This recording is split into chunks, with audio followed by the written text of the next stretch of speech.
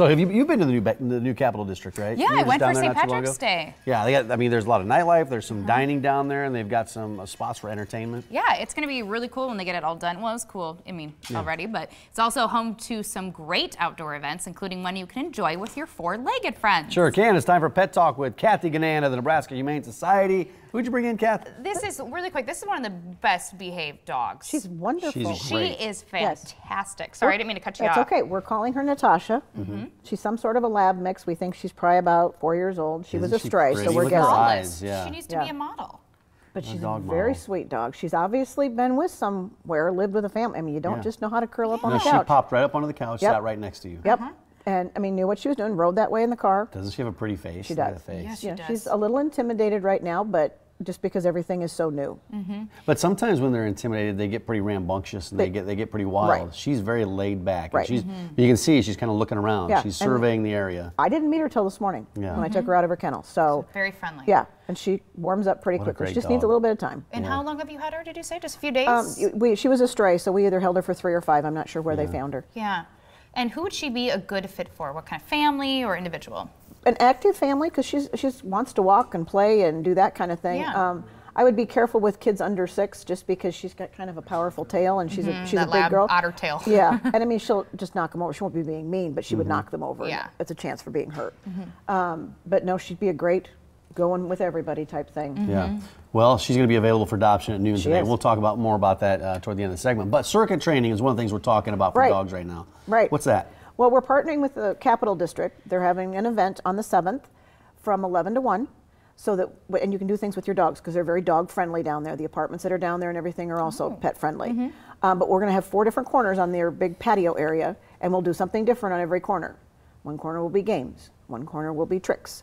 One corner will be just basic behaviors. So if you need some help with that kind of stuff, there'll be a trainer there to help you with that. Another one will be, how do you get along and be a good neighbor with an animal, especially in an apartment complex, because you're going to obviously meet people with animals, and how do you teach your dog to do those things? Be a good pet. Lessons for the dogs, lessons for the humans at the same time. She's getting worn out. She's getting comfortable is what she's getting. She is. Who would be a good candidate to attend this event? It needs to be a dog who enjoys being out and around other animals and people. If you have a dog that doesn't enjoy that, or a dog who's not feeling well, that's not a good time to do that. No. It's not fun for them. If it's going to be fun for your dog, that's a great thing. If it's going to be fun for you, but not your dog, you just come. Don't bring your dog. You can still get lots of information, you know, and that's a fun thing too. Dogs need to be on leashes, as usual. Yep, 4 or 6 foot nylon ones, no retractable ones. They're too dangerous in a big situation with a lot of people like that. It's too easy to kind of hang somebody or dog. When we're talking leashes, is there a certain type of leash you recommend, especially for, well, I don't know how well she walks, but some of the dogs pull. She does. You do have classes to help with that, loose leash walking, but in terms of collars and leashes, what should you get? I know they have harnesses, they just have something around the neck, but sometimes when they're pulling, it can choke them. Right. It's like, we use on all the shelter dogs, we have a martingale collar, it's called, which if they can walk without it being demi-harnessed on them, it works as a regular collar. But if we need a harness, we just take the leash, go down behind their front legs and come up through this extra loop. Pull it back through, And it gives a harness, so it takes away pressure from the neck, uses harness. Nice. Plus sometimes something going around them, it's comforting to a dog.